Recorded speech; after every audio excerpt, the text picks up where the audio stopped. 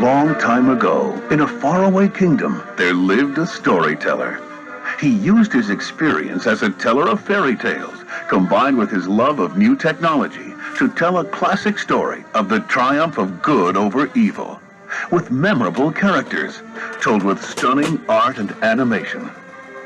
A classic film that has been beloved by generations. Join the celebration as we explore the magic behind-the-scenes story of Walt Disney's dazzling masterpiece, Sleeping Beauty. It's always a challenge bringing a great story classic to the screen, giving visual form to characters and places that have only existed in the imagination. But it's the kind of challenge we enjoy. Well, Walt had built his feature film output on the cornerstone of Snow White and the Seven Dwarfs. That was the first feature the studio attempted. It was, wildly successful beyond anyone's expectations. But it became sort of the comparison point for everything that followed. Disney began the ambitious plans for his third feature-length animated fairy tale in the early 1950s. Walt assigned a small team to begin adapting the classic fairy tale to the style of a Disney feature. I think it was at least as early as 52. We thought it was real great. It's little gnomes type fairies. It was a whole different type of picture. This early work resulted in a completed storyboard presentation in June of 1952. Walt concluded, however, that this story approach was too similar to past Disney efforts. If the Disney staff returned to the fairy tale, they could not simply duplicate Snow White or Cinderella. Walt took this on, I think, as a special challenge. He wanted to make this film as special and as different as he could. He wanted to make a film that he felt would be the pinnacle of achievement in animation. This fresh approach to Sleeping Beauty would push the boundaries of animation with its distinctive and exquisite art. My gift shall be the gift of beauty. They wanted to look different from any other film they had made before, and in this they were aided immeasurably by a very gifted artist named Eyvind Earle, who came up with a very stylized and modern look for the film. I came to work for Disney's in 1951, more than 10 years after I first tried to get into the studio. Of course, it was the greatest job in the whole world for me, and I remember Walt saying, "Let's see what Ivan can do." In searching for a style for a cartoon feature, many considerations are necessary. For one thing, it must be more than merely pleasing to the eye. The backgrounds must harmonize with the animated characters, as well as fit the mood of the story and the music. Sleeping Beauty is a fairy tale that is supposed to have taken place long, long ago. So we did a great amount of research into medieval painting and architecture before we arrived at the right styling for this picture. Eyvind Earle's unique and modern graphic style perfectly realized Walt's desire to create what he called a moving illustration.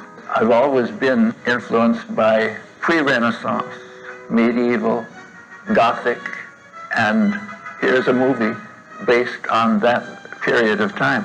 If you look at the old Master Van Eyck, you can see details on bushes miles away, as if everything in the whole picture is absolutely clear. And Ivan felt that way about this. It's a fairy tale. Let's make it like that. You'll notice that all the design in it is absolutely vertical or horizontal.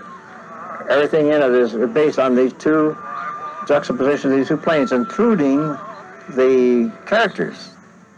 I first started with the old medieval artists and almost everything that was Gothic. The tapestries were perfect examples of how foregrounds ought to be. The Gothic came from the Persians, and all their little details of grasses and weeds and trees fit perfectly. So I realized I could use anything that was in harmony with what I was striving to accomplish. And over all of that, a little tiny bit of myself came through. I think in order to appreciate the complexity of the art and the amount of work that was done, you'd have to mount a museum exhibition to be able to study it Walt's team of experienced animators faced a particular challenge, making their characters live believably within this highly stylized world. It's always been said the toughest thing to sell to an audience in an animated film is a believable human figure. And Mark Davis was the champion of female figures at Disney. Every one of these films that we did has kind of a style all of its own. We had decided to do Sleeping Beauty as what Walt called a moving illustration, so we did a style in there that was different from any other Disney film. We stylized the drawing of Briar Rose. They never want me to meet anyone. And just before we say goodbye, he takes me in his arms. And then I wake up. I had a young woman do some live action reference for me. Her name was Helene Stanley.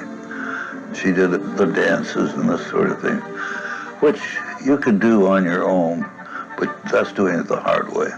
Why not have something you can refer to? The climactic battle between Prince Philip and the dragon was also intricately choreographed in live action for use as a reference by the animators. It is shown here for the first time in footage reconstructed from the only surviving still photos of the live action. Up this way!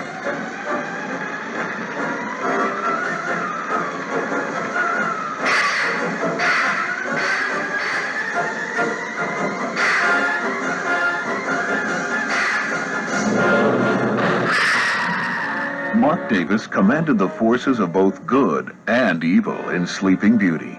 He also supervised the design and animation of the cruel and elegant Maleficent. I looked through books of the Middle Ages and so on, and I found some figure that was kind of a religious nature, but a part of the gown were these kind of medallions of red, and they had a look of flames, and I thought, gee, that's a good idea. And then, since she was kind of evil, I decided, well, the horns of the devil wouldn't hurt, so I put the horns on. Then around her neck, kind of like bat wings. To give Maleficent a powerful voice to match her evil character, Walt Disney personally suggested actress Eleanor Audley, who had brought Cinderella's wicked stepmother, Lady Tremaine, to chilling vocal life. Well, Eleanor Audley was a fine actress. There's a lot of the facial look that I put into Maleficent that really is Eleanor Audley.